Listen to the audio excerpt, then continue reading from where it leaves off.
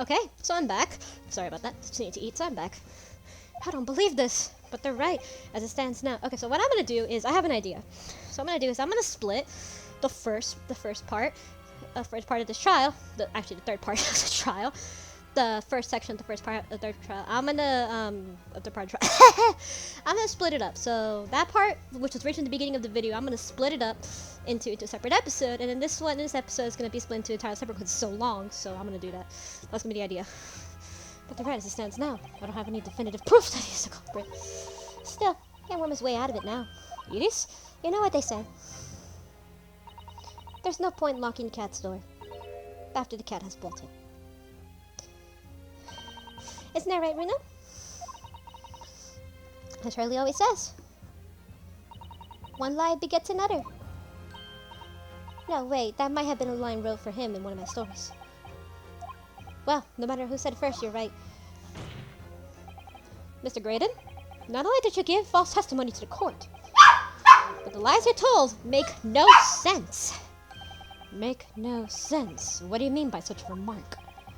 What you said is your testimony reveals that you know something you shouldn't have known. In other words, the fundamental consistency in your statements. What? Objection. This provocative talk, counsel. You're going to learn in the court. Explain this alleged inconsistency. Edis was right. One lie begets another. The inconsistency is revealed in the lies witness statements. They show that Mr. Graydon's knowledge of something they shouldn't have known, namely about the people and the bloodstains on the coat. So it's the people and the bloodstains on the coat. It's those two. So really, the bloodstains on the coat because the bloodstains were already on Mr. McGill's jacket before the murder, and the people because that was created by Susato. So really, you can choose either one, and it doesn't matter. Who told them these things? Who told them? Who told them about the people existing? And you also told them about the bloodstains on the coat. Who told them about those things? Who was there when we found out about the blood stains on the coat? Gregson. Who was there in the investigation? After the investigation and found the people?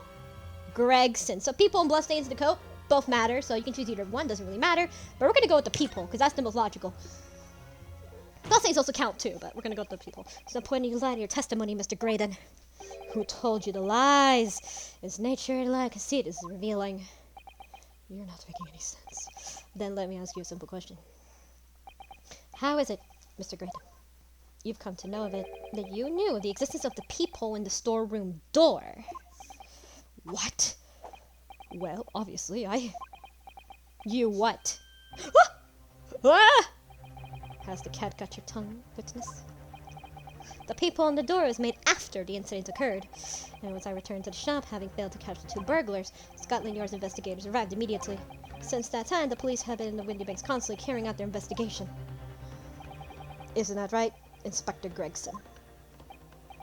Well, yes, of course. The place is chock full of pawned articles, and my lads have thoroughly examined them all. So I gave them order to officers working around the clock and shift and get through it all. And constantly, there's no way you and Mr. Graydon could have gained access to the shop. Therefore, you should have known nothing about the peephole in the storeroom door, so the fact that its existence forms the basis of your testimony is complete and inexplicable. Ah! And yet, the fact remains that Mr. Graydon did maintain that the witness witnessed the crime took place through the peephole in the door. I wonder if is that possible? Could I have a word, please, Lord Van Zix? Speak, Inspector. It's just that I recently ought to be getting back to the station now that I put my report. There's really nothing more I can add to this testimony, so it's all the same to you. Permission denied. Oh. It's not all the same to me, Inspector. Not at all. You will remain exactly where you were until this trial concludes. Of course. Mr. Graydon, you shouldn't have known about the existence of the peephole. Which can only mean that you must have been informed about it by somebody else. And you know by who? Because Gregson. It's Gregson, because he was talking to him during Gina's testimony. If you guys remember that earlier. Stop there, my learned friend. You realize, I trust, that the words you just uttered have extremely serious implications. I do. Yes, but the defense believes that the details of the case that Mr. Graydon claims to have seen must have been revealed to him by a certain person before his testimony. And in fact, considering a particular clue we have, there really is only one person that could have been. You know, who was this person in question, counsel? Who was the person that gave the testimony? Take that! The truth is, it could only have been you, Inspector Gregson. Me? Objection! You have better have some proof substance such as rash claim, my learned friend. There we have only been aware of Mr. Ashley Graydon's identity in the last few hours. We learned it only during the course of the trial today. That's true. Indeed, the preparation of the testimony were made with great urgency during our long recess, while the police executed the subpoena and brought the man here to the communication station. And until that time, Mr. Graydon would have no idea, no inkling that he would suddenly be required to appear in court. That's true. Are you suggesting that until such a time he was summoned? Yes, my lord. Until then, it was reasonable to assume he knew nothing of the peephole. Until someone told him. It was only until Mr. Graydon was in the stand that he realized his position, and he would have defended himself against the accusation that he was a third intruder. You're suggesting to the court that it was while in this trial was the progress that he received the information, so that he could commit perjury in order to save his skin. Exactly. I just said that! And the only person we know in investigations that he had contact with is you, Inspector Gregson. This is bloomin' outrage! Why would it be given away? Details of investigations to this fella, eh? I have summoned his lordship's chambers during the recess in the case. Have you forgotten that? Yes, quite true. I had never questions regarding the events that transpired at the pawnbrokery. Which means the first time these two laid eyes upon another was after the proceedings resumed following the recess. Since then, they have been a full view in the stand where such illicit discussions could not possibly have occurred. Ah! But, oh, I just remembered something, Bruno. I do too. What is it, Edie's?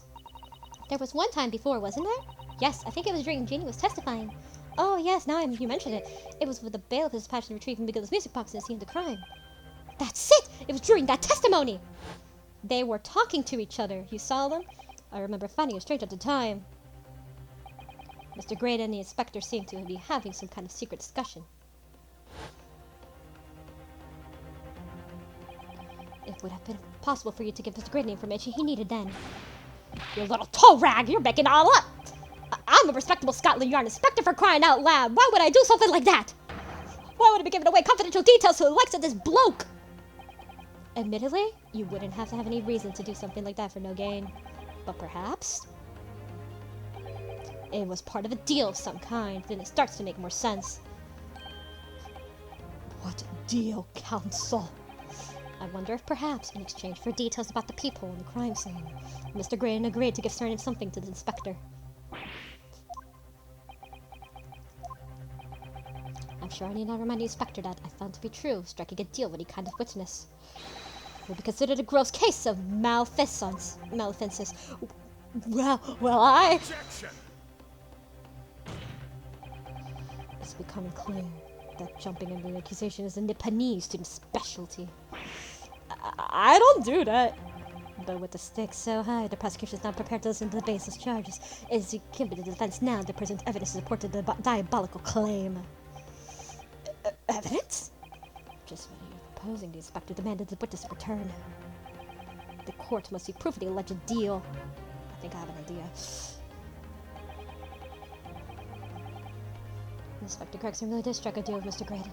Then logically, there's only one thing to ask for. That must be it. Reno, do you think they could be? Yes, it's the missing link that would join all the dots together in this puzzle. I was pressed to answer now, counsel. What is the evidence that explains the nature of alleged dealing Inspector Gregson made with the witness? It's either the small music box or the music box disc, but we're gonna go with the small music box. Take that! It's the music box or the disc. Inspector Gregson? Besides this murder, is it not true you've been working on another very important case? What? What are you getting at now, sunshine? Is it possible that this other top secret case is what's alluded to in this newspaper article here? The classified secrets being leaked overseas from the Ministry of Justice? How in the bleeding Nora could you? We discovered, during the course of this trial, the music box deposited at Windy Bank's Bag Magnus McGilded was a special music box designed to play 2 discs at once. It would seem very likely now that encoded in the pair of discs were in the Guild's possession, after they were leaked classified secrets. So I put it to you, Inspector, that in order to recover the second of the disc containing the secrets, you covertly made a deal with Mr. Graydon in which you exchanged the disc for details of the case. You little... Yeah! Clean the fish chipped up on the floor. Fish chips on the floor. Odd on the court. On the day in the incident, when we met at Windy Banks, you said this. I'll be taking out whatever it is that McGill is down to the yard. Thank you very much. So hand it over. No, don't give it to him. It's mine, that is. Mine. I'm sorry, miss. But anything belonging to McGill has been taken evidence now. Scotland Yard already knew that at the time. This was right. The fact is McGill was involved in the stealing of the government's secrets. My orders were recover the medium used to convey the secrets leaked from the ministry, and do it in the QT, strictly hush-hush. And that explains why, when I presented this disc as evidence to the court, you objected so heavily, I presume. I love you, Van Zix, because you knew that it contained highly confidential information. Blimey, not likely, I wasn't sure of it myself. Realized it a possibility, that's all. Inspector, surely you're not saying that in order to acquire the second of the music box disc, you indeed reveal confidential details of the crime scene to the witness? To aid this man in giving false testimony? There's no other way that Mr. Graydon could have known the existence of the people. There's only one explanation. A deal was struck between these 2 men. No! Bro? Our things coming together. Oh yeah, my bare face coming together. And I stress, if the sobering assertion turns out to be founded in truth, it would mean that the second disc is, as we speak, here in this very courtroom. Wait, what? In this room? How could this possibly make a claim like that? Because Inspector Gregson is a Scotland Yard detective. What? What's that supposed to mean, eh? As a seasoned policeman, and the inspector will have approached the alleged deal with caution. Certainly he would not have accepted the gentleman's agreement to this matter. No, he would have insisted on having the article agreed upon in the palm of his hand. Good gracious, then, you mean to say Inspector Gregson already has the item in question in his possession? He has the second disc actually on his person? Yes. The defense demands the inspector to search that once. Definitely. They could only have struck the deal with each other when Jeannie was testifying before, and Grexy has moved the witness stand since before. My lord, please, an order of examination of his personal effects immediately. Well, Inspector. He's gonna say no. This young lad wants to tone down his imagination. He's insulted me and my profession quite enough. However, if I'll put this matter to bed to spell any doubts of my involvement, then I'll happily submit a body search. What? He's gonna agree to it? Well, that's an oddity. I presume you're aware of the price in which you now tether my learned student friend. You made a most serious allegation against Scotland Yard here. Oh, I did. And following the search of the inspector's personal effects, no disc is found.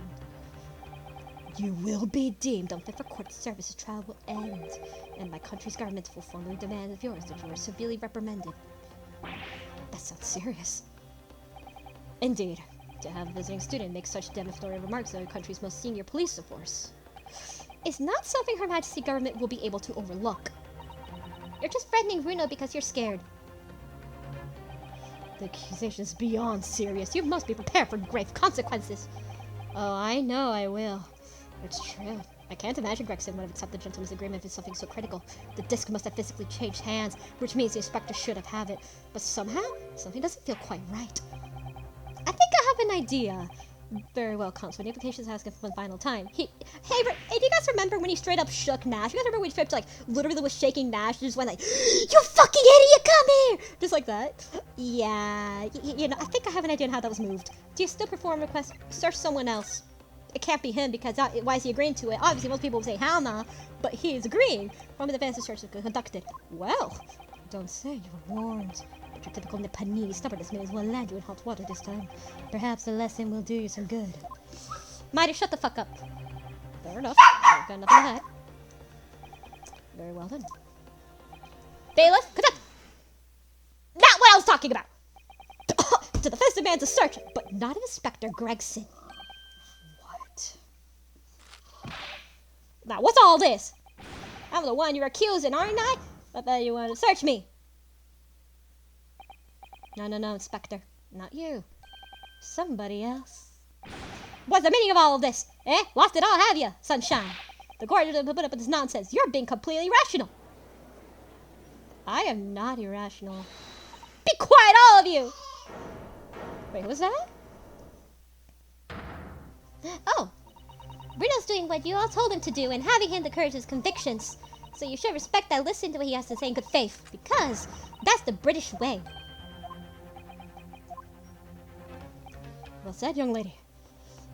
Indeed, this court is in awe of the defense's counsel conviction merely awaits its next swears. You what now? Don't be hasty, my lord! If I'm not mistaken about the things I've seen in court today, I'm fairly sure that I know the disc is the moment the only person it can be. Nash. Nash, who you perform search on now?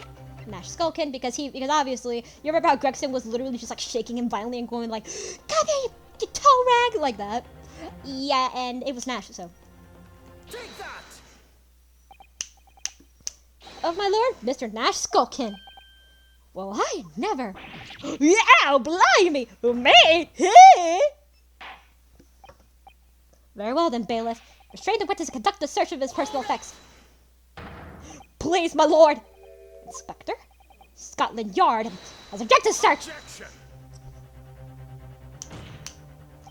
Unfortunately for you, Inspector, your objections carry no weight here. In this courtroom, only the prosecution and defense have the authority to object. But Lord Van Zeeks! I have no idea what forces are in play that might influence your actions. I want to say fuck. But personally, I have no intention of obscuring the truth of course this trial. Bailiff, carry out the search! Now, all the more, I don't know nothing. Nothing about no disc. Got it out! Yeah! Here, my lord, in the witness pocket. I found this. There it is! Good lord, that's another music box text. I don't know nothing about it. Nothing! Oh my god. The second music box disc left behind by Bacchus McGilded. Is it not, Inspector Gregson? Yeah!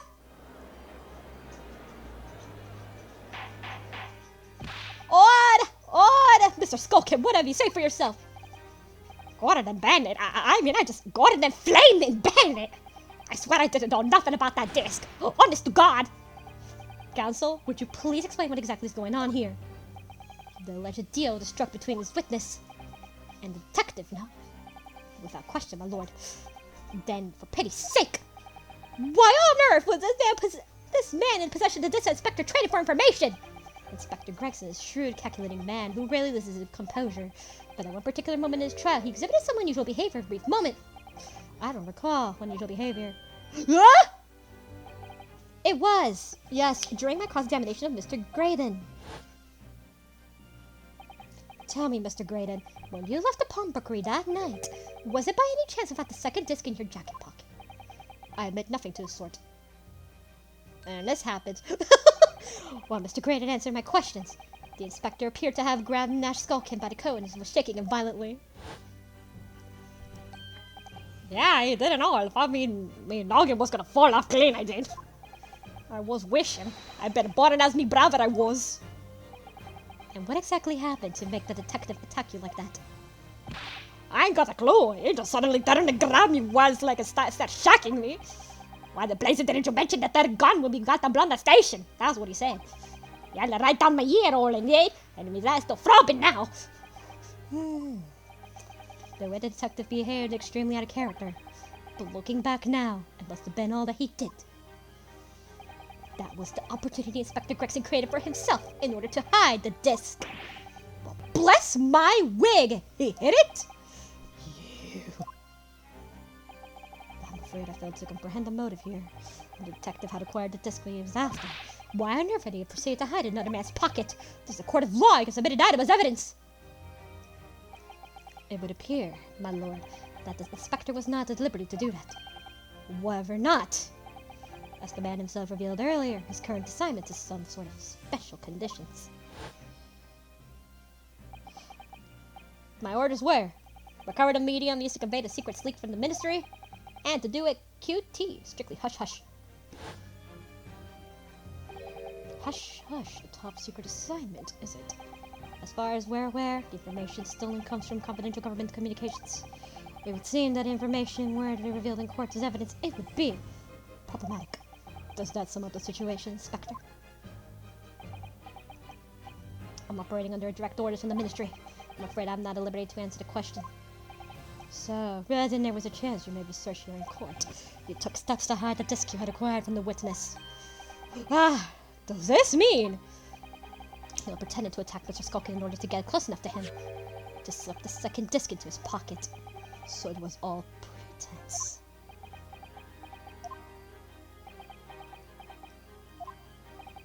Well now, Inspector Gregson, and you, Mr. Graydon, are you prepared to admit that the accusation made against you involves an alleged deal?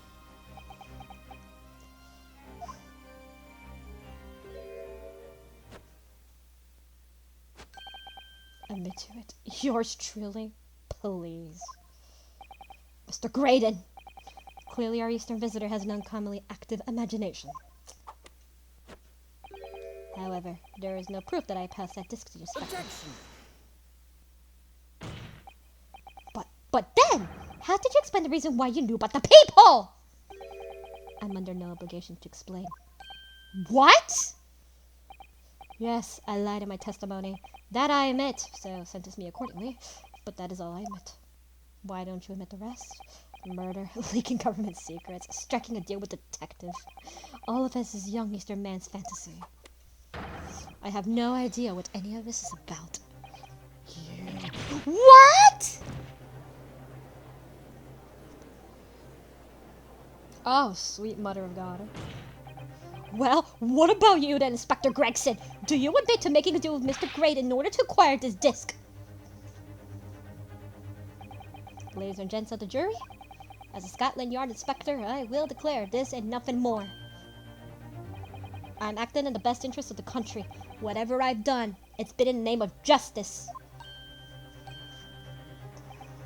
So, as members of the public of fine country, I like to think that justice will be your guiding light when you're making your decisions.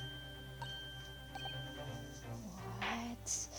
Oh my god! This is quite conjuring indeed. This is fucking crazy. I seriously was like, holy shit! When I first saw this, I'm not gonna lie, I was like, oh my god, I was such confusion, but I loved it. But I haven't encountered such extraordinary tumults in the corners of the trial. Nevertheless, the absence of any further evidence will be presented. I believe this time leading for the matter of my release. No! Well, that was fell serving to Queen and Country, and I must have five stolen Inspector. No! What about the second disc? Put it in the music box! I wasn't quite sure. Service becomes a good character. No! No! You're crossing your eyes doesn't help when it comes looking at his case. It all blurred to me. Well, as fellow professional, I like to put my faith in detective really. No! Greatest highly skilled operator. Stop. Current presence of idol. Stop. Detective was very much trust in eyes. More than this, I cannot say. I don't believe it. These 6 jurors are. They're going to believe Gregson if they declare the decision now. Is Ginny going to be found guilty? Oh, no, I should produce some definitive evidence right now. We're going to lose. We need some proof that Graydon killed Mr. Windybank stole his government secrets. Or some evidence to force Gregson into admitting that he struck the deal with the witness. Well then, counsel, I have a threatening idea. I suppose the jurors declared final decisions, no? That is, unless you have compelling evidence to present your case. Oh, I do, baby! The judge called for the jurors announced their leanings. Gina will be found guilty. So there's no choice, Reno. You have to throw more evidence at them. This is just now. It all comes down to this. What a present evidence against Gregson or Graydon. It really doesn't matter which. Just as long as you do, it doesn't really matter which one. So you could present either Inspector Gregson, or it really doesn't matter which one. Again, it's your choice. But we're gonna go with Gregson for now. No, Gregson. Really doesn't matter who. Again, it's up to you. Inspector Gregson. There is one final piece of evidence I'd like to see. What's that then? Really doesn't matter which one. Your final piece of evidence is either the music box or the music box disc, or it doesn't matter which. Then you leave us no to examine this piece of evidence thoroughly. Well, go on. This is my last chance. Looks like I'm gonna have to force his hand here. What vital piece of evidence suggests the detective had omitted two clues struck with Greg's with Graydon. So we have to do the small music box or the music disc. Doesn't really matter which. Again, it also matters. It can also do the same thing as well with Graydon, so it doesn't fucking matter. But we're gonna go with the music box because it's the thing that basically started all of this, including the music box disc actually was started at all. So we're gonna go with the music box disc. Take that! Is that Mr. McGill's music box disc, Council? Yes, the first disc of two, which had already been placed in McGill's special music box, ready to play. I think perhaps now would be a good time to listen to the sound produced by the music box again. Only this time. Oh, boys. The second disc we just discovered set in place as well. Goodness, this disc, Council. Oh, yep, you got it. He gonna shake his pants. No, wait, I can't let you do that. Why not? Because, well... Because it's got nothing to do with this case. That's why. Objection! Objection. Objection, boy. Not true, Inspector. Eh? Oh. My defense has already proposed that the sounds heard by the court earlier from this music box were a part of Morse code message. We know that Morse code comprises the two distinct tones. Dash and a dot. The defense believes the second disc contains the second tone needed to complete the message. Now we have a chance to confirm that theory. For crying out loud, sunshine, we're talking about state secrets here. If you go letting the whole courtroom hear confidential information like that, it's treason. I don't give a fuck. Think we're the charge. That in order to protect the state's secrets, you engage in unlawful dealings with the witness. You're mad. If you let that secret information out in the public domain, you'll be making an enemy of the entire British government, you idiot. Objection! I don't care. Fuck the government. Let's not forget, Inspector, that you, a Scotland Yard officer, leaked confidential case details to a witness. That you continue to lie to the court, and all because by fair means or foul you're determined to do your duty. Well, by fair means or foul, I'm prepared to do mine. Badass. Don't you dare. Oh, hell yeah. I'll stop at nothing to protect my client. I don't care who I make an enemy out of. Enemy, I meant to say. Let's go. Man, I'm hyped.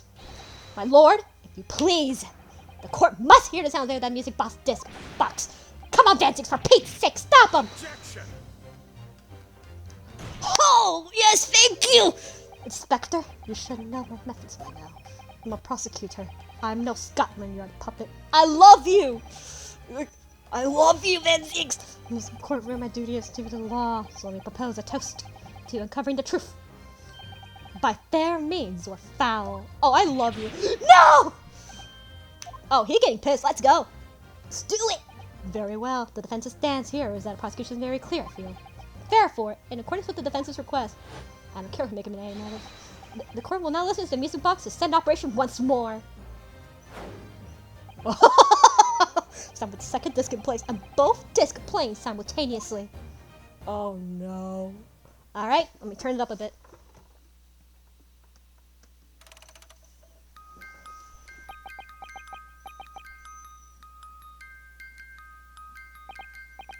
Oh, listen to that. It's unmistakable now. It's Morse code!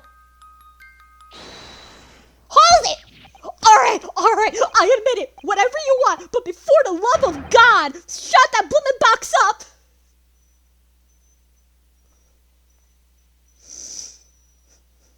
Well. Turn it up, down a bit. Just a little. There we go. Like maybe 38, 39 is enough. 36, 35, 36 is fine. Let me ask you again then, Inspector Gregson. Did you or did you not strike a deal with the witness next to you in the stand, Mr. Ashley Graydon? Specifically, did you furnish the witness with confidential case details exchanged in the music box disc? Did you reveal the existence of the people in the pawnbroker's storeroom, Inspector? Did you or did you not? I did. Oh, you... Stop! What are you doing, man? It's all exactly like the young Eastern lawyer said. When the trial resumed under recess, and we were stood here on the stand together. That's when he approached me with the deal. Shut up, you imbecile! Shut up! Psst, you there. You're the detective who turned up to the pawnbroker the other day, aren't you? I may have something you're looking for, Inspector, with me at this very moment. So how about a trade I suggest you accept? or information that makes certain individuals uncomfortable will soon become very public indeed. I couldn't let the information become public knowledge, not under any circumstances, so I accepted a man's proposal and told him details about the case that should put him in clear. The peephole in the storeroom door, and the bloodstains in the overcoat. By giving false testimony, this witness intended to have the defendant wrongly accused of murder. Whew, Inspector, you knew that. Yet you still revealed that those details facilitated the witness' perjury. I did. But then it turned out the peephole had only been made that night after the incident took place. Scotland Yard wasn't aware of that, if I'm perfectly honest. Well, Mr. Graydon, what do you have to say for yourself? There's nothing and no one left for you to hide behind. You struck a deal with the inspector in order to escape conviction of a very serious crime, namely this. And murder, you were the third intruder who broke into the pawnbrokery the night in question. And you perpetrated the murder of the proprietor of Mr. Pup Windenbank. You. Oh my god! Oh shit! You're choking the poor guy! You choked the man, and there goes the fry. You choked the man. Bailiff, restrain that man! At once! God damn! You literally assaulted a man. That's it then. It's all over. Mario.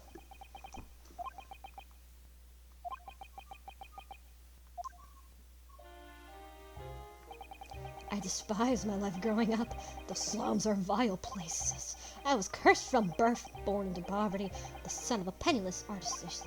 My parents did nothing but quarrel all day long. What little money they had was never spent on me. Mario. So I set about studying to better myself, to one day escape from the hellhole. And you eventually became a communications officer. I admire your determination. But then you decided to try to sell government secrets. Why?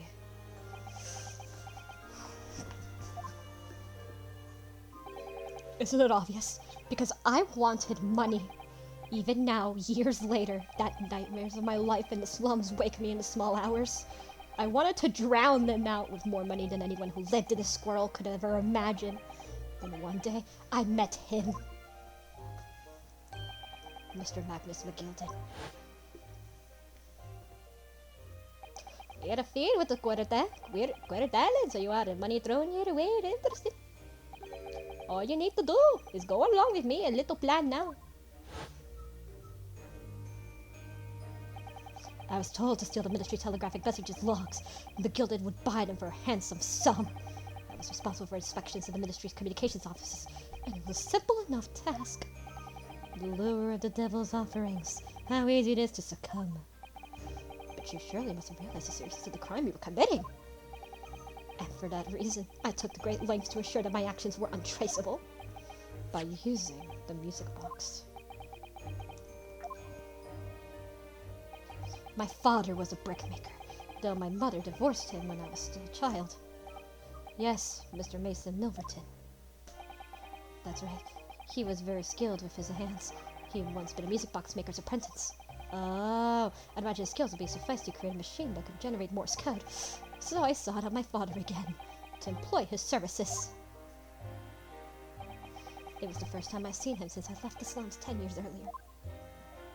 Oh my god. Dude. Look at you, Ashley. What a fine gent you become, eh? He was a different man than the one in my memory. A thin, frail old man. But poverty had never broken him, never corrupted him like it had me. I was sure that he wouldn't help me if I told him the real reason. So I made up a story. I've got some work for you, Father. I need some music box disc made. Music box disc, eh? A musician friend of mine has written some music he wants to sell to the public. I brought the score with me. There too, actually. I'd be delighted, son. It's been 20 years since I did any work like this, though. Fetch my tools, would you? There in the loft. Oh my god. That's how I had him make 2 discs. thereby splitting the information too. You were very considerable precautions indeed. It was to protect myself as much as anything. It meant that I could deal with Miss McGilded in 2 separate transactions. My first involved the first of the disc, 2 discs in the music box for playing them. I exchanged them with McGilded for 10 guineas. Then on receipt of the second disc, he would pay for 1,000 guineas. So, what happened on the omnibus 2 months ago was the second part of the deal, the exchange of the second disc. Yes, I sold the man information the way number of times already, but it seems he became reluctant to part with his money. But that doesn't quite make sense, Mr. Graydon. For why was it that the omnibus was 2 months ago? Your father, Mr. Milverton, was the one dealing with Mr. McGilded and not yourself. When I received the 1,000 guineas after my first completed dealings with McGilded, I decided to give 200 to my father for his troubles. But my father realized something was amiss. In time, he worked out that I must be involved in something dubious. And when he did, he said to me, "Next time there's an exchange, you'll let your old man do and understand. Otherwise, I won't take your money anymore." That explains everything. God, that was my father's way of dealing with it, I suppose. Climb into the omnibus, hand over the second disc, take the money from McGilded. That's it. He had no idea what was actually on the disc I'd asked him to make. He never knew. I never know why everything went so horribly wrong that night. All I know is that the disc was taken from him, and he never returned home. Well, that was something. It was only then that I found out just what sort of monster McGilded really was. So after 10 years of not once uttering it, I swore on my father's name to take vengeance, to exact revenge. Revenge? He's the one that did the burning up in the 2 months ago. He's the one that did the burning up in the courtroom. So anyone ever noticed knowledge, and the man will no doubt be able to imagine. McGilded brought all his wealth and influence to bear in the most despicable of ways. Yeah, he wasn't exactly a nice guy. He was a shitty person, to say the least, to crush any semblance of justice in his trial. The crime scene was tampered with, evidence was fixed, and witnesses were bribed. The trial 2 months ago was a farce from the start to finish. I feel I barely touched Britain's soil back then. And I walked into the Hortness nest completely unaware of the sinister background of it all. And I'd told plenty about my dealings with McGilded by then. So I spared nothing in my arrangements 2 months ago. I knew exactly who to hire. Kuka! If you were willing to pay the price, there are people in the city willing to do anything you ask. You became the monster that you hated so much. McGilded himself had shown me that. Yeah, you became the monster. You became the sort of person that you've always hated. You became that man. Isn't it ironic how you became that one person you've always hated? You became the person you've always hated. You became the monster you despise. Are you saying that you did the same thing? I think you have the picture now. After he twisted everything in his favor in his courtroom to ensure that he walked free. You're the one that burned the courtroom. I took matters in my own hands and delivered the justice and the monster deserved. You killed him by burning the entire thing. The tragic accident following the trial here 2 months ago was planned and executed by yours truly. McGilded's death that day was caused by this man. Oh yeah. Everything's ready, sir. If you'd like to follow me into the courtroom. So he bribed them to. Oh my god. What's this, officer? It is sooner than I led to believe. I hope it's not the convenience, sir. There was also chances to schedule. Well, I must be making tracks now. It is time for the inspection. They're going to examine this omnibus again. So I asked if I could be present for it for myself. So that explains it. So that policeman who came to tell McGill that he could examine the omnibus again. That's right, an imposter, hired by me. McGilded used his wealth to manipulate the trial. He paid people to adulterate the omnibus and all manner of false evidence. He threatened the witnesses to lie their testimony. And you did the same thing. You did something similar. So I gave the man a taste of his own medicine. Most omnibus was doused in paraffin. One of the sham policemen ushered McGilded inside and sent him on a one-way journey to hell. And that's how it was done. You don't have a hat on. An eye for an eye. That's how I avenged my father's death. As a spine-chilling account indeed. But it wasn't the end for me. There was a loose end, you see. Loose end. Yes, I should think of it as obvious. The second disc, which my father had taken in exchange with McGilded. Ah, yes. There was indeed no mention of the man's trial 2 months ago. Clearly because it had been removed from the scene of the crime. When I realized it was missing, I remembered something. Something from the first time I dealt with McGilded. Oh. This is the first of the 2 discs, the music box you need to play them. Well, look at that now. What an ingenious little invention. So then, as promised, 10 guineas for you, young man. What's this? Windy Bank's pawnbrokery. Hey, this is a pawnbroker's ticket, so it is. You can use it to redeem an article in the depository for you.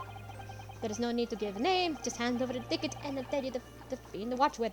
I put the jewel on the pawn for you. I bet you got 10 guineas to sell it, so I will. I've never heard of a pawnbrokery being used quite that way before. Have you not, Mr. Graydon? London's pawnbrokeries are very useful places, you know. Each one is like an extremely secure vault.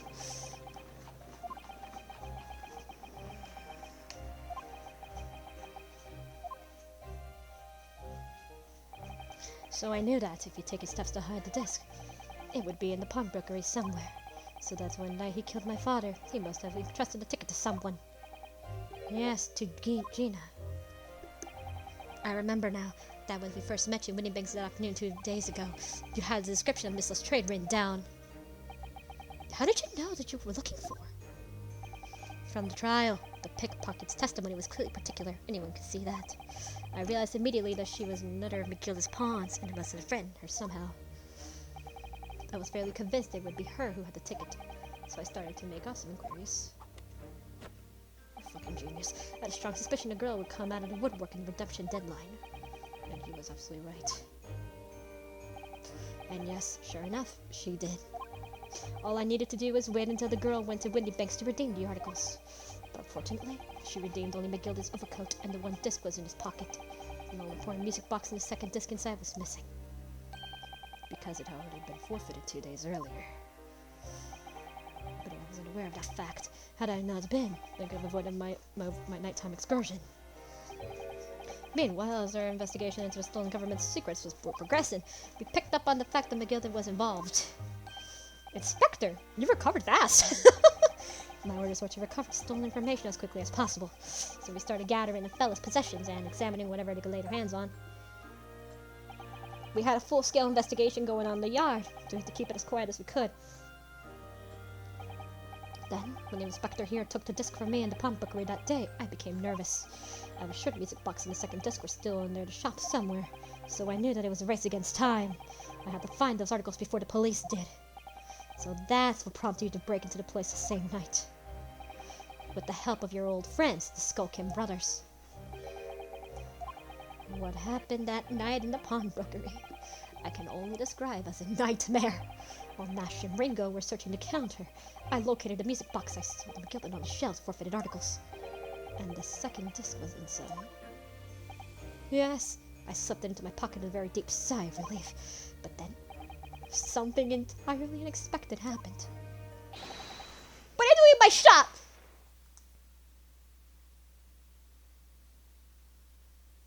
That's when you shot your arm. A gunshot rang out in the shop and felt a sharp pain in my left arm.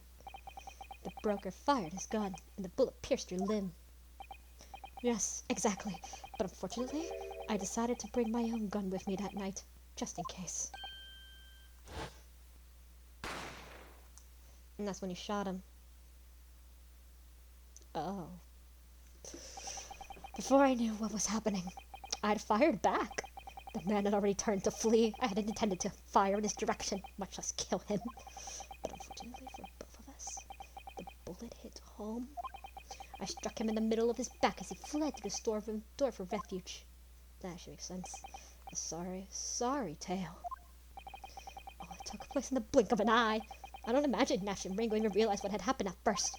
I was terrified, so I fled. And that's the whole story. That's everything that happened at Windy Banks on that wretched night.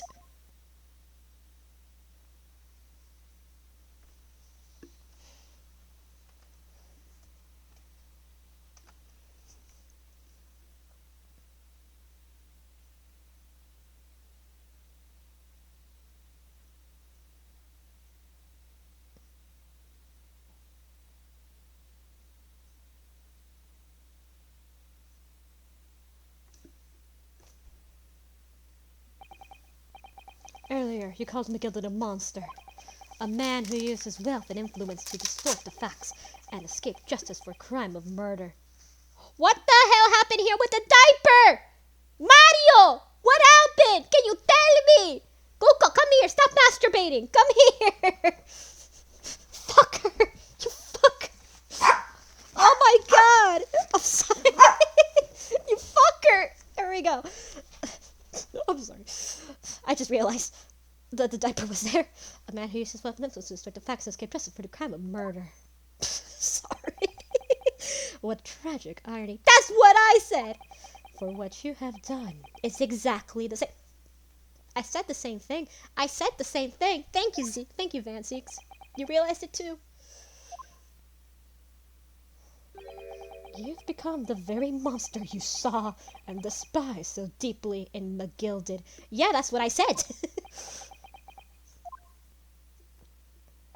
Yes, I think I have.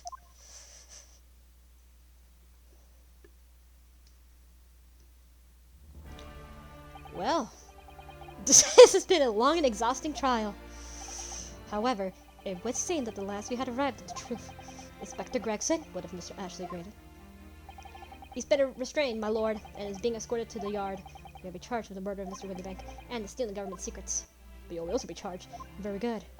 And you, Inspector, regrettably, you will have to face charges yourself. Yeah, for what you did. Yes, my lord, of course. It transpires that you were complicit in helping a criminal escape justice. The fact remains whether or not you were doing so in the line of duty. The crime is a serious one, Inspector. Inexcusable. Now in the defendant who is cheating his trade. Yeah? It is time for the final adjudication. Is jury ready, Mr. Foreman? Yes, sir! Geared up, squad, stand and ready, sir. Really in now. Last push, the final call. Finishing whistle. Man, ready, verdicts. Thank you, Mr. Foreman. Very well, ladies and gentlemen of the jury. You will not declare your final decisions in the court. Not guilty. Not guilty. Not guilty. Not guilty. Not guilty. Not guilty. I can't get over how he just bonks his head. I can't get over that. The jury, one of the jurors just bonks his head on the... I can't get over that. It's so funny. That's the stuff. I'm off dog. Finally, Bruno. You finally managed to do it. Finally is the word. I really wasn't sure if you'd come at the top for a while there. Still, he was right. You're the best lawyer in the world. God damn. Mrs. Trade, I'm not finished with you yet. Eh? What did you look at me like that for? Before you start enjoying your freedom, there are certain little crimes to consider in. 2 months ago, in my courtroom, no less, you gave false testimony, did you not? And in realization to the trial today, not only did you unlawfully enter Mr. Winterberg's pawnbroker, you also attempted to abscond with Mr. McGill's property, it seems. I would have done nothing of the sort! Of course not. It's not like you were gleefully wearing McGill's coat and selling out to me or anything. Aw. And just when I was getting excited about throwing a party for Ginny this evening. And turning our attention to the defense. I'm sorry! Torino and played together. The music box this contained message in Morse code was, well, it was certainly a most unexpected revelation, Counsel. What was inside it? I think I already know, but I'm going to say. Quite so, my lord. The prosecution was caught entirely off guard. In fact, I think we should applaud my learned friend's courage here today. I propose a toast to demanding the government's secrets be decimated before the entire courtroom. Ah! Very sorry about that. I didn't mean to. It was the only way I could get Inspector Gregson to admit what he had done, so... Yeah, I'm sorry about revealing government secrets to the court. If I may say something on that point, isn't it? It's, about the sounds produced by the music box before. I do wonder if that really was Morse code at all. What? What are you saying, madam? Oh, well, it's just that I'm really rather fantastic when it comes to Morse code, you see. So much of the whole world seems to be covered in dots and dashes to me, in fact. Goodness, madam, and I hope you love obsession one feels. But I must say that, in my opinion, the sounds produced as the disc were nothing more than a series of two different tones. What? What? Can that really be? It wasn't Morse code after all? My lord, the defense will like to listen to the music box again. Are you off your blood? How many times do I have to tell you that this contained business secret, sunshine? This courtroom is not appropriate forum to discuss nature government communications. Renowned McGilda conspired to train national secrets of our enemies, secrets acquired from Mr. Graydon. Now that the man has admitted to his crimes, we have no need to pursue him further. Ugh. Ugh, they're really going to bother me. Miss Lestrade. Yeah, me lord? That which we have seen today here in this courtroom is extremely disturbing. Falsified evidence, intimidation, perjury, a grim catalogue of depravity. An appalling experience of befallen a child. Come on, it ain't nothing I don't see most days in the back slums. I beg your pardon. If you get a week, you pay for it. This is how life goes. Sheena. But look, I reckon I'd work something out today. The world ain't fair, but if you want to change it, you've got to start it off on. You've got to change how you are yourself. Sheena? Well, that's a very laudable lesson, I would say. I really look forward to the born-again Miss Lestrade never gracing my courtroom with her presence again.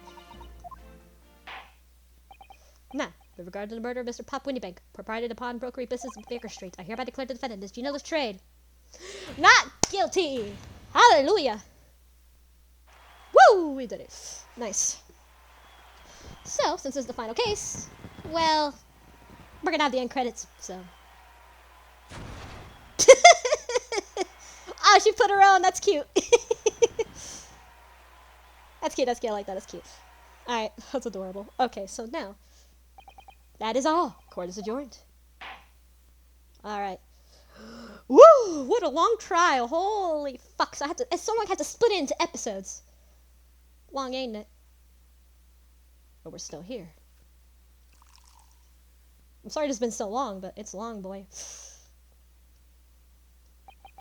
On a personal note, I must say you've surprised me, my Far Eastern friend. Oh!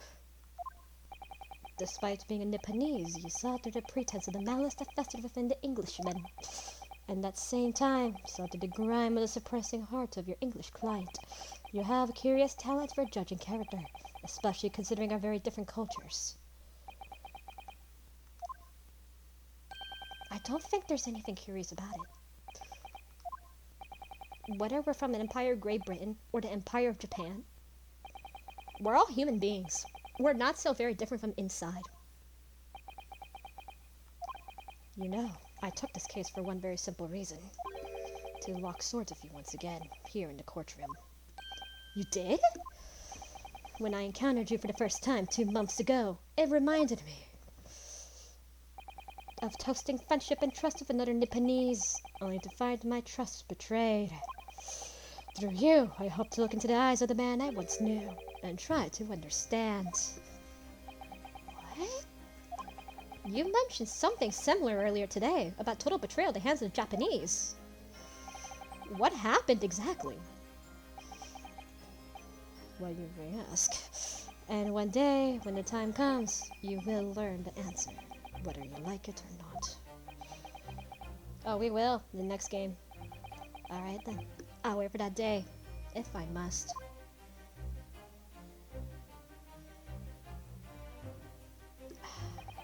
Coming to be known as the Reaper of the Bailey, in my retirement from service 5 years ago, it gives me cause to wonder if our meeting has some deeper purpose. So, farewell, my learned Nipponese fellow, until we meet again. We'll meet again? But I have to go back to Breath of the Wild. Yeah, I'm gonna go back to Breath of the Wild, so. Sorry I've been dismissing that. It's just that I wanted to kind of get this game, like, you know, I kind of wanted to do this one for a long time, so not, but I will do Breath of the Wild again, so I will do it, and then we'll do the second game later. So I'm gonna take a break from Ace Attorney after this, and then we'll just do Breath of the Wild, right? So we'll do that. Oh, let's find this antechamber. It's done. It's over at last. But where's Edie's disappeared to? Ah! Congratulations, Gina. I knew it all along. I knew that you were innocent. Well, you did what you said, Mr. Naruto. You believed in me right up to the end. You're as odd as your name. What's odd about it? I told you I have faith in you, didn't I? No one ever has before us. Kept the promise, I mean, properly. That's awful. I figured something out today. All my life, growing up in the slums, I never trusted no one. But that's just because I've been scared of being stabbed in the back. I mean, the more you trust someone, the more it hurts when they let you down. Yes, I think I can understand that. After all, thanks in that trial 2 months ago, I chose to trust someone and pay for it. That betrayal left a big scar. You know though, Gina, I worked something out quite recently too. Trusting someone else is really an experience learning to trust yourself. And when your gut tells you the right thing to do, and trust is rewarded, there's no better feeling in the world. I think I have to thank you reminding me that valuable lesson. Oh, well, if you say so, it don't make a fat lot of sense to me though. Trying to say that putting my faith in you, Gina, has been a real pleasure. Crying a lot, backing in. But I suppose I sort of feel the same way. I mean, sometimes trusting someone else is, you know, alright. Thanks. This is the way I see it, Ryunosuke. Ryunosuke, I don't know how you say it, but a defense lawyer is only good as his faith in his client. And that comes down to how much faith he has in himself. After this experience, I'm starting to feel like why I understand what you mean. Kazuma. Am I living up to your expectations, or am I turning out to be a lawyer you believed I could be? Am I turning out to be a lawyer I could be? Pardon the interruption. But a distant man is not noticed around here, my dear fellow. That voice! It's too late for the voice now, Mr. Naruto. I've been standing here patiently in the corner room for an eternity. Ha ha ha, yes, it was me all along. I would have said if I only even noticed me. But you people with your insistent babbling! Ah! Mr. Shorms! Ha ha ha, yes, it was me all along, you see. What are you doing, bro? I'd assumed you'd been taken back to the hospital, to be honest. Indeed I was, but I managed to escape again. Oh my god! Oh, makes sense. Happened to be aware of one or two foibles that the doctor was saying to me. I merely made him acknowledge them and demanded merely issue me a legal absence. How very above board! But enough of my adventures. That was a fine victory, Mr. Naruto. Your tireless efforts just rewarded, I feel. Congratulations in order. As a close friend, I tip my hat off to you. Oh, thank you. Some great detective you are. Getting a bit cold as ice. You're being cold as ice, maybe. Have I irked you in some way, Mrs. Trade? Well, you've been having a snooze and you're a nice soft bed. Some of them have been fighting for their lives. Ah, well, that bullet did cause me to lose a substantial amount of blood. It's true. So I have indeed been feeling somewhat cold. Not perhaps as cold as ice, but, well, how do you feel? Could you take your hands off of my neck, please, Mr. Sholmes? And in some way, I suppose, congratulations in order for you too, Mrs. Trade. What's that supposed to mean? What have I did? Well, naturally, it isn't my intention to alarm you, but an acquittal in the trials of particular prosecutors perhaps a little precarious. Well done, Mr. Sholmes. Not alarming in the slightest. Oh, what do you mean? Because anyone who found out guilty of the trial was a wrecking wins up dead anyway, that it. The very points I've been trying to make. No, it's fine if I look at Mr. Gilden, in fact. Mr. McGill was murdered, though. Ah, but of course, the papers are so rational to myself. Yeah, well, it don't bother me. Oh, really? Of course not. The way I see it, the Reap is bitten like upstairs. Him upstairs? You mean like God? Yeah, upstairs knows what's what, right? He knows what people are like on the inside. He won't have got wrong end of the stick. They are some governors like the bog trotter that rot into the core.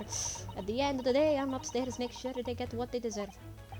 I suppose that's one way of looking at it. Divine justice is one thing, though. The Reaper is taking matters into his own hands and claiming lives is another. Well, I ain't like the McGildas in the water, so I ain't scared. I got principles, see? Even thieves have, even criminals have morals. Have morals. A trait in which you admired, Mrs. Trade. Oi! Just give up the rest, alright? As I was saying, congratulations in order. The news of your acquittal was very welcome news to me indeed. Let me express my heartfelt congratulations, Gina. Well, madam. There you are, Hurley! How you been there? Honestly, I went to the main entrance especially to meet you there. Ah, really, my dear. I do apologize. But wait until it happened. A pair made other fools of themselves. What happened? As you know, I have a penchant of disguise. I was hiding in the room dressed as a bailiff. But these dolts don't even notice my presence at all. Can you imagine, Edie's? What if it credited? I'm not sure, really. I beg your pardon. Mario, come here, boy. What are you doing? Sorry, Harley, but I don't have the weighty presence seem to have. In fact, you really ought to be more careful. You gotta land in the trouble one day. I'll be careful. Ouch! Anyway, it's such a shame. I was so hoping to throw a party for Ginny tonight, but you won't be able to come, will you? Come here, Mario. Mario! I don't like I'm gonna be in it anyway for a while. You added the judge's bathroom. I got stuff to make amends for, apparently. All of them offenses. What was it again? Breaking and entering, taking the brunt of the stuff, what was in log, blah blah blah blah blah blah blah blah blah blah. Yes, I think you'll find out basically being a pickpocket is the main offense. Diving into an offense? It's a job, ain't it? I don't think so. Still, just got me thinking. All this. Maybe I should start looking for another line of work. Maybe you should. I mean, you really start out as a lawyer, did you, Oda? No. Well, no. But I was never a pickpocket. Well, anyway, I reckon I got to make a change. Yeah. I'm gonna do something for all like me from the slums. Something that makes a difference for them. That's a wonderful idea, Ginny. And I'm sure you can do it. What is it?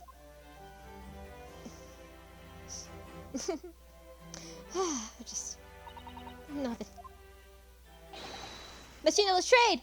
The prison carriage has arrived, ma'am. Come with me at a regular rate. We're gonna get it once.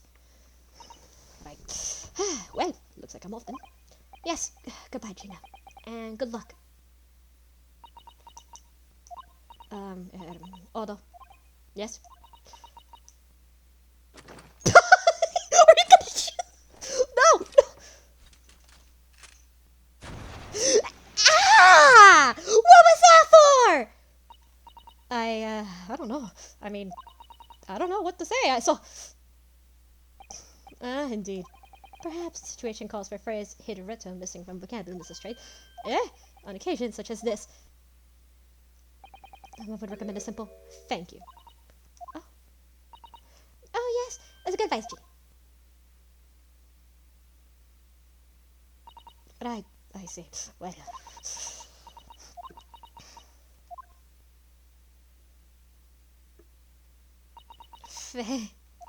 Thanks, Odo.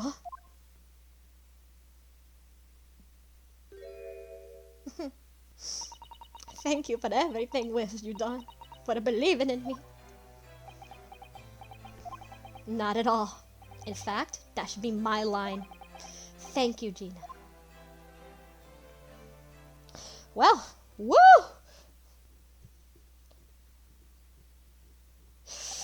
Whew.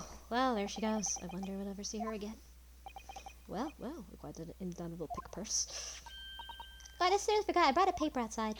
It's special edition, and this trial is over from the front page. Pickpocket's innocence proven. Isn't it wonderful? You should have shown it to Gina, Edie. She would have been thrilled. Oh, no, how silly of me. But anyway, flavor not good news or bad news? Not again. Well, what do you say, Runa, Hurley? As usual, I think I'd rather get the bad news out of the way first. Absolutely not. I don't have attention to anything but good news. And there you have it. A lot of people answer the question. Says a lot about them, doesn't it? I always pick bad news. Well, let's not go there, honestly. I'm always the one that picks bad news, too. Alright, then. Maybe let's start with the good news this time. The rain has finally stopped. It's a record level of rainfall, apparently. Well, it's good news indeed. You can journey great of comfort. Alright, then. What's the bad news? The huge storm has left the seas very choppy.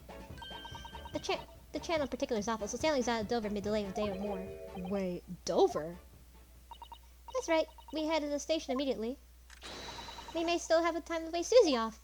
Oh yeah, we might. But there won't be a train, surely? Wouldn't be that lucky. Who do you think I am, Mr. Naruhodo? Mr. Sholmes? Sure, reached the Victoria Station earlier. We made agreements with Special Express. In a hurry now, we shall train in time for dinner. And I know the fine restaurant that serves the most delicious baked sole. I don't... Great Detective does it again! Indeed he does. I happen to be unaware of the number of rail transport districts. Wait, what? I merely made acknowledge that no demands and happily landed the locomotive. Elementary, dear boy. Just an idea. Might be just wise to stop manipulating people that way. What are we waiting for then? To London, Victoria. Victoria is actually my middle name.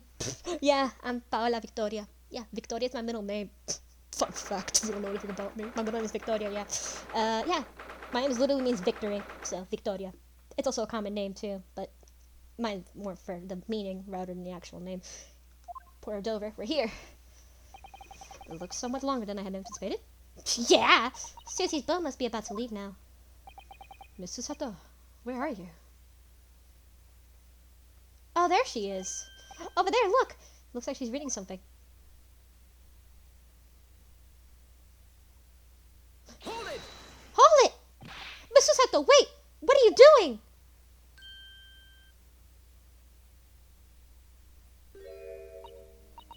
Mr. Naruhodo? What are you doing here?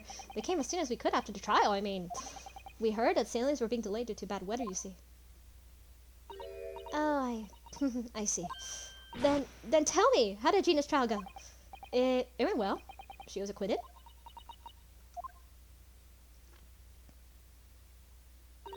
That's wonderful.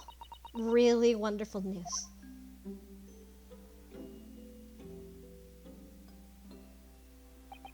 The book you were about to throw into the sea. Was it your Encyclopedia of British Law, wasn't it? Oh dear, I was hoping I had seen that. I'm not aware of you practicing law in any way now. So, I was saying my final farewell. You were saying goodbye by law to law? You, Susato-san? Would I be correct in assuming it's because of the peephole, Miss Susato? I deliberately altered the scene of the crime, and then I tried to hide the fact. What I did was truly unforgivable. That reminds me. How did you even come to have this, Susie? On the evening of the incident, Mr. Sholmes had invited Gina to dinner, if you remember. Oh yes, we had a wonderful time learning to pickpockets. Well, Gina gave us a little introductory lesson, didn't she? To the art of pickpocketing, I mean. Oh, that was so much fun. I stole Reno's armband. Yes, please don't do that again, Edie. That band's very important to me. Well, if it's so important, you should pay more attention to it if you didn't notice for ages. On a whim, I thought it would be fun to see if I could take the Cat map and put it up my sleeve. Really? And then I rather forgot about it until I found myself in one big shop later that night. I see. And then? You altered the scene. Bang. Gah! Mr. Sholmes! Mr. Sholmes! Leave me, Mr. Naruhodo. Right!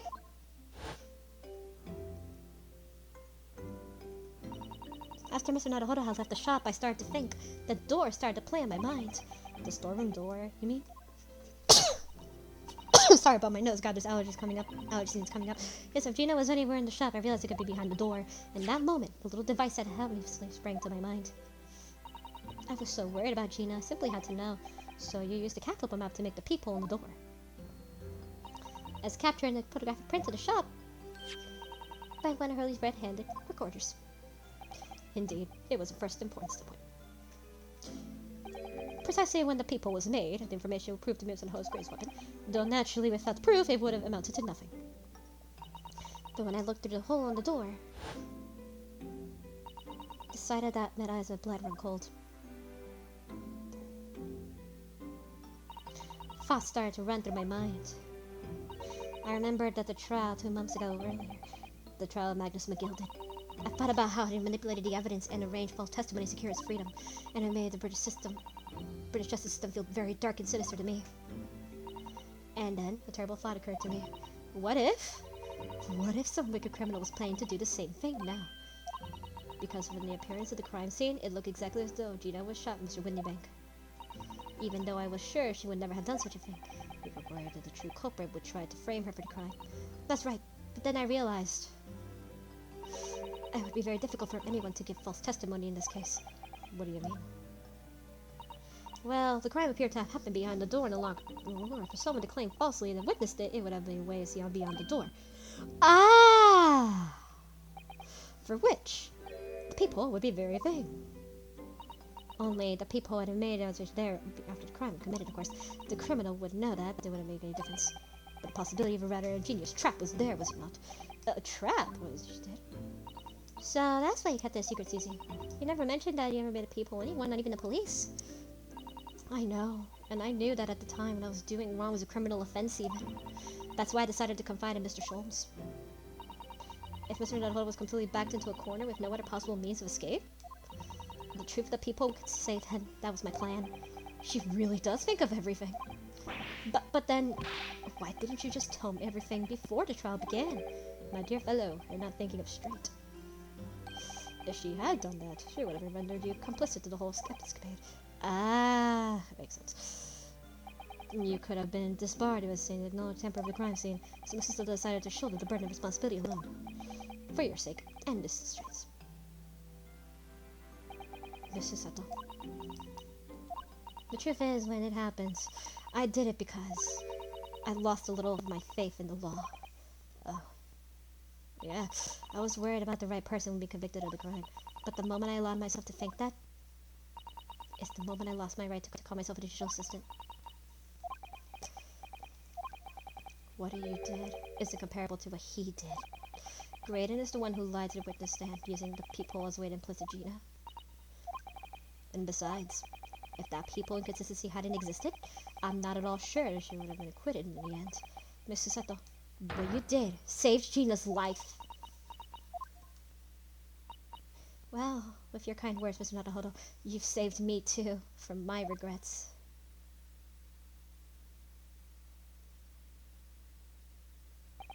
Well, we must have been thankful that Mrs. Trey's freedom has been reassured. Yes, exactly. Although some of the loose ends in the trial will continue to play in my mind, sure. But about the music boxes contain secret messages, Mr. Nadahodo. What a trifle worked out there. I have full admiration. Well, actually, the argument wasn't quite as compelling as I thought it was. Oh, it wasn't? There was some communications officer among the jury, you see, a telegraph operator, and she said that the majority of the sounds of the discourse meaningless tones. As one would expect, after all, we are talking about secret government communications. No doubt they were written in cipher. To avoid being really commonly understood, they have been intercepted. In cipher? I see.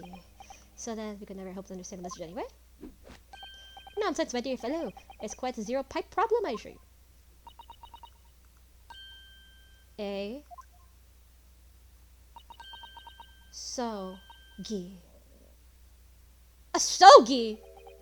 What? Well, that can't be a real word, can it? How funny. Wait! Edie's! What did you say? Oh, I just said asogi. Does that word mean anything to you? Oh, God! Means something? Asogi was the name of my best friend! What? But how? How do you know that name, Edie's? I wrote it down during the trial before, when the message was playing in the music box. She described on file? She really is a genius! I thought the message probably wouldn't be written out in plain Morse code, so I tried various ways to interpret it. But whatever I tried, the words just didn't seem to make any sense. That is, in English at least. It's Japanese. Oh. It suddenly occurred to me, you see, that there's more than Morse code. There's not just English variety. Yeah, I told you. Various countries around the world have altered the Morse code to use their own languages. Yeah, I don't believe it. Are you saying? That's right. I've actually seen a chart of Japanese Morse code once before, but I think it's based on the Ayoroha program. Program, is it? You mean to say Japanese Morse code? The message says Asogi? Yes, I think so. Sorry, I just don't remember all the Japanese Morse code. It is. Would you let me see that? Mrs. Seto, do you know Japanese Morse code? Yes, I spent some time studying it. Because I'm quite sure Morse code will become important in international communications. Then I might recommend, my dear madam, we focus on the English version. Dear as me. Edie, show me the message, please. Of course. Alright, let's read it. Okay. But what can this possibly mean? Whatever it is, that long secret supposedly meaningless dots and dashes. It's made the colored train for the simple sound space.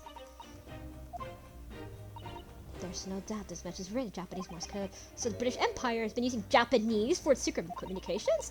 I don't understand the reason why, but the message appears to be a list of 4 people's names. 4 names. Let's read them. The first is Kei Asogi. Kazuma Asogi. Kazuma Asogi. Why? Why is his name on that disc? The second is Shin. Shin? I don't recognize that name. I think I know who that is. The third is Gurugusin. Gregson! Gregson! Ah, it would seem Tobias Gregson is on the 3rd man on the list. That's what his name is doing on the secret government. What's his name doing on the secret government communication as well? And the last name. What's the matter, Miss Usato? It's just so strange. So unexpected. What's the name? Oh, what is it, Susie? Don't keep us in surprise. The last name is J. Wilson. What? Wilson? Sean H. Wilson? You mean Daddy? It says only J. Wilson, so I'm afraid I can't be sure. Then after the 4 names, it reads, if it translates from Japanese, that is all 4. Okay, so let me see here. Okay, so let's see. Asogi, because, well, for one, is that Asogi and Shin, you know, like they're both like students, right? They're both like students from, from different countries. And then, again, just a guess with Shin. With Shin, just assume she's a student. I'm not trying to spoil anything, but I'm just saying, just kind of like, and that's the end of the message, or rather, the end of what noted down it is. I just can't believe it. Who would have thought that those discs contain Japanese Morse code? Not to mention a strange list of some distinctly familiar names. It would appear that this particular message is a communicated some kind of agreement in the Empire of Japan. So Daddy could be in Japan then, where Susie and Runo come from? Oh, well... Oh boy. No, it's very likely, really, is it? I mean, what are thousands of people surnamed Wilson? There must be some J's among them. Oh, how can I explain this? Oh, sweet God. Professor John H. Wilson, visiting professor of medicine at Imperial University. Oh! Because I use all that. I just can't. This is so strange. Somehow, in solving the case of the Mr. Minimake murder today, I feel like I've rolled back a boulder of the mouth of the mouth of a very dark cave. Oh yeah, we're going deep in. Alright, second games are just gonna get full of government secrets. Trust me, I know. I do wonder if perhaps it's dark caves we shouldn't go outside. Should we? I think we should.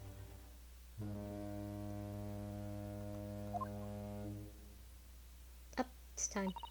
Oh dear, the ship's gonna set sail soon. Yes, it seems so. I'll sail on the steamship first to the port of Dunkirk in France. Then I'll change to a larger passenger vessel for Japan. You're really going off then, Susie? We wish you a safe passage, Miss Susato. Thank you so much. I wish you all very best. Miss Susato, I had to have you always at my side to guide me and support me. Mr. Naruhodo, please come back soon. As far as I'm concerned, you really are the very best digital assistant in the world. I'm gonna cry. I'm quite sure. I'll be back before you know it. Really, Susie? Oh, now don't forget it, Edie. I made you a promise I got to fulfill. A promise? About your manuscript. Oh yes, the Hound of the Baskervilles. I'll be waiting for you then, Susie. A promise is a promise. Definitely, Edie.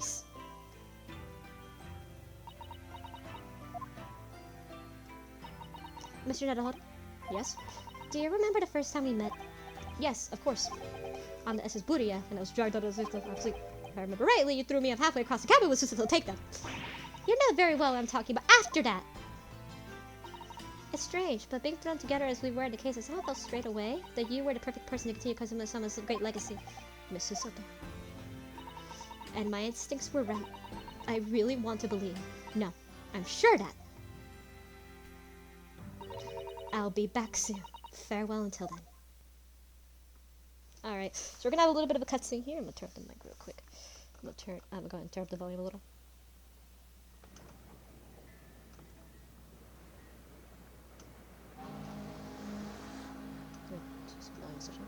Somehow we seem to have come to the end of the adventures of Ryunosuke Naruhodo. Or the first volume, at least. Looking back now, it feels as though fate has led me on this journey.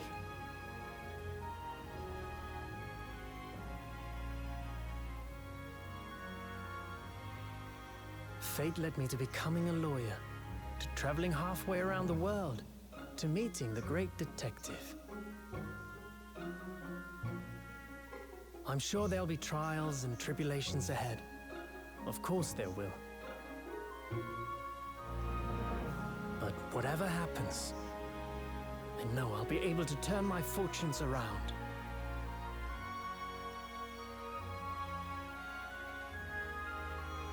After all, I have the greatest friends in the world on my side.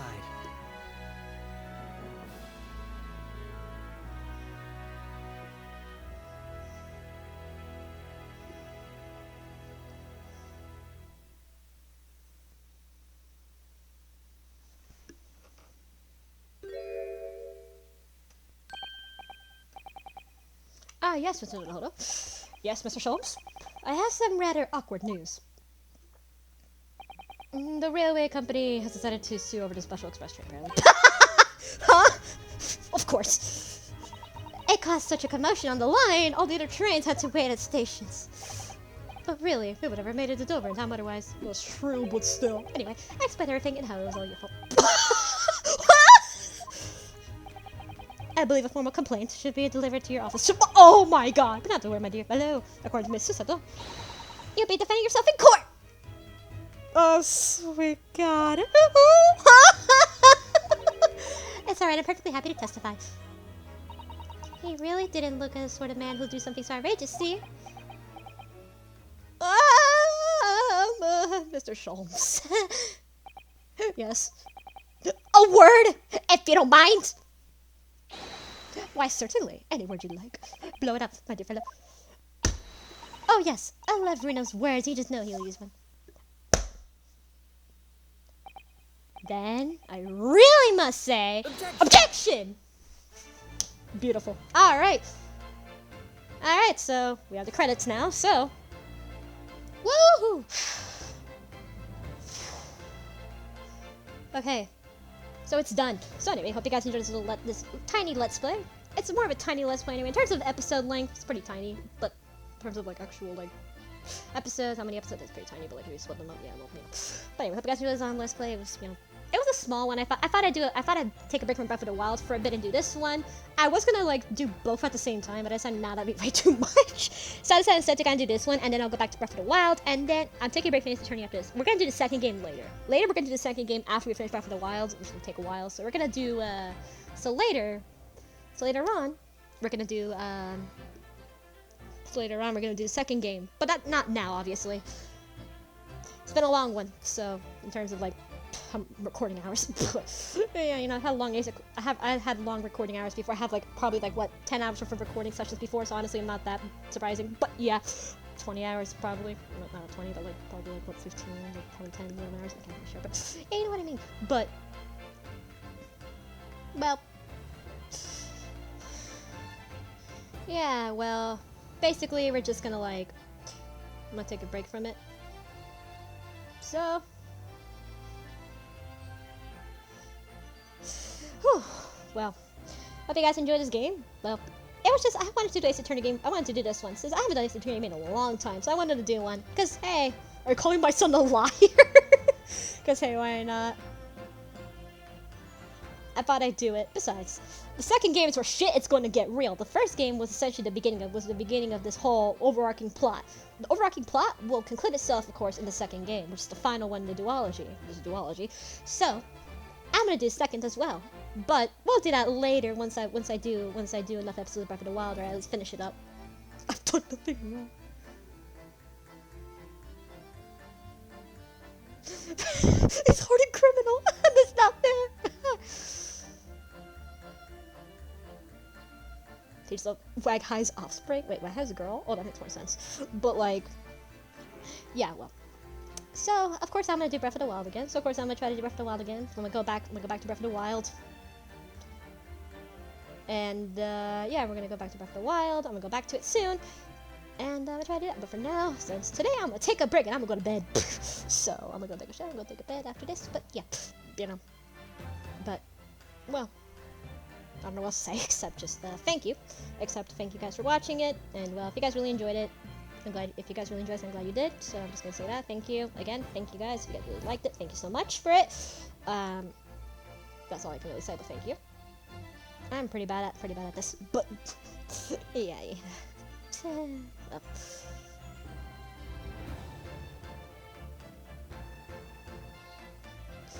Want to hear the line? All right, let me see what the line is, bro. Not bad, I suppose, for an amateur. Hey, Kuka, what are you doing here? Oh, I'm a cutie. But yeah, I'm gonna wait for Sky in the episode. But this case is long. That trial was long. Holy fuck. You know, that I forgot how long the trial was. I legitimately haven't played the case in a year, so I legitimately forgot how long the trial actually was. Oh my god.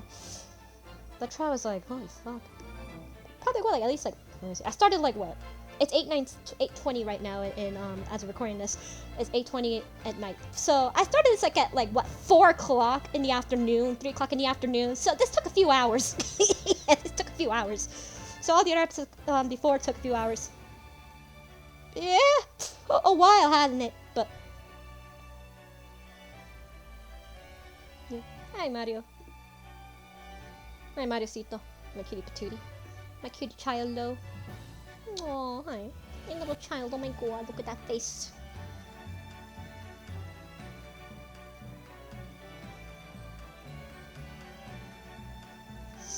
I was looking forward to the gigantic small change. I'm a better Bobby now looking out for Londoners. They're dropped in hat pennies and my lovely wife. Oh god, these two. But yeah, don't worry. The second game is going to be much more crazy. The second game is going to be more crazy with its cases. I mean, the third case in Resolve, holy mother of God. Like, holy mother of God, straight up. Like, legitimately. Like, the second, like the third case, for an Ace Attorney series game, holy, even though it's like spin-off, holy fuck, it's something else. That's all I'm gonna tell you. It's something else. Like, seriously though, the third case for Resolve, all I'm gonna tell you is, out of context, it's insanity. It's just pure insanity. Like, oh my god. It is. It really is.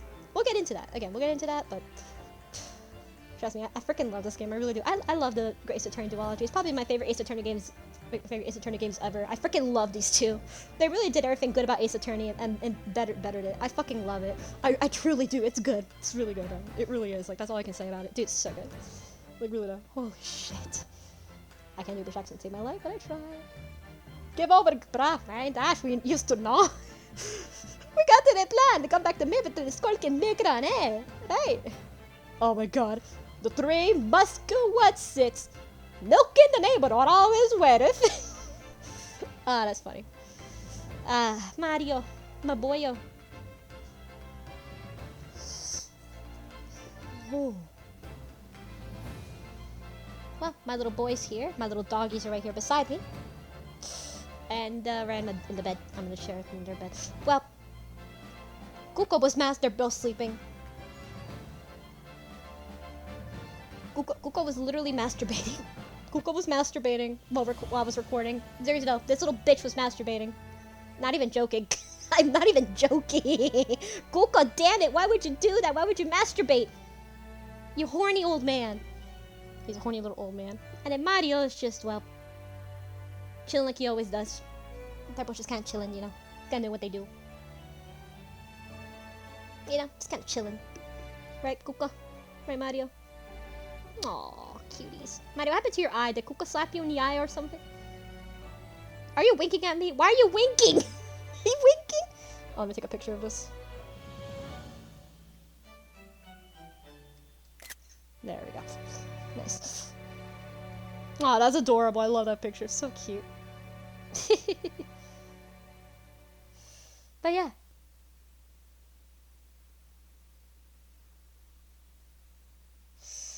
Yeah, and that's it. So, oh wait, we have more credits. Oh fuck. Oh, we have more credits. Yeah, because of the Chronicles. Yeah, because Ace Attorney Chronicles. Great Ace Attorney Chronicles. Yeah, right. We have more credits, but Right, I forgot we have more credits, but we'll get over that. Well, whatever, fuck it. Okay, it's talking about the English version. That was the original version of the game. This is the Chronicles version, which is well, a bit different, but still, version of the credits.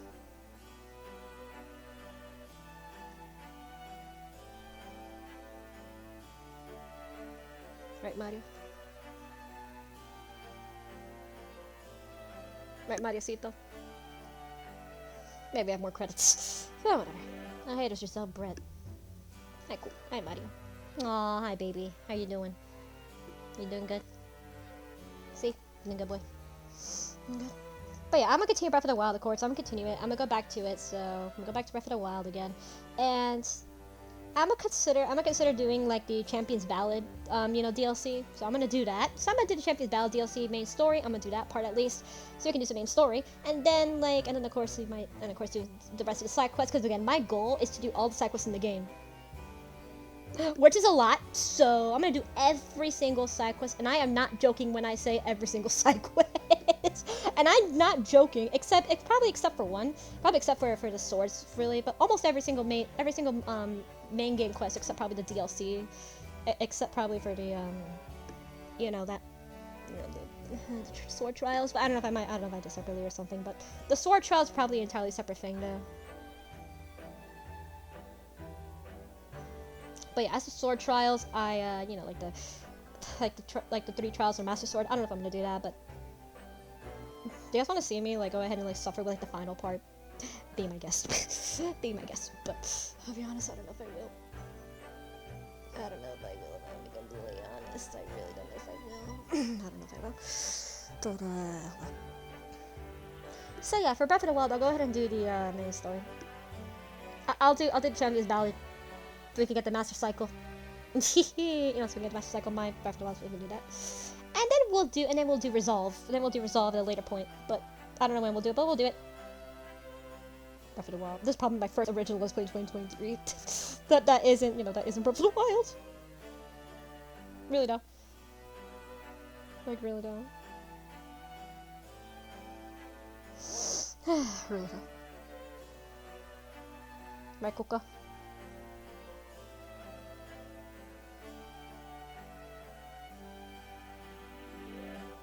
Coquito. Mariocito.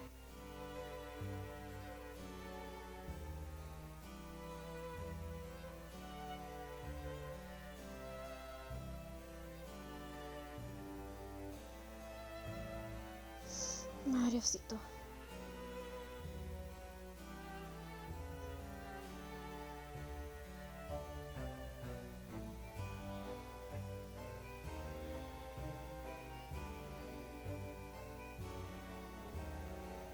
Alright.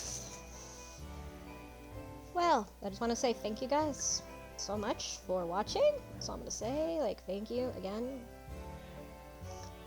Thank you all for, thank you for sticking with me throughout this little Let's Play. This, kind of in between Breath of the Wild. So thank you for, for sticking with me on that. I really don't know what else to say. I am bad at this. I'm so bad at this, but what I can tell you is, so I'm repeating myself a lot because I'm so bad at this, but what I can tell you is, thank you guys so much for, for sticking and, well, yeah, for this very short Let's Play. Very short. In terms of, actual how long I started, it's pretty short, but, yeah, not the shortest I've ever done, but pretty short.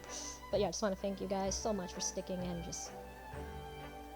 for sticking with me and, yeah, just kind of sticking with me and all that shit, but, so, we're almost at the end of this credits. Almost at the end of this one. And I'll end it once the credits are completely over. I'll end it, so yeah. But, well. I'll see you guys in the next Breath of the Wild video. Because, of course, that's the only Let's Play I have right now that's active. So I'll see you guys in that one. So wait, Dash of Nox video? Oh, that's cool. I didn't know that they did.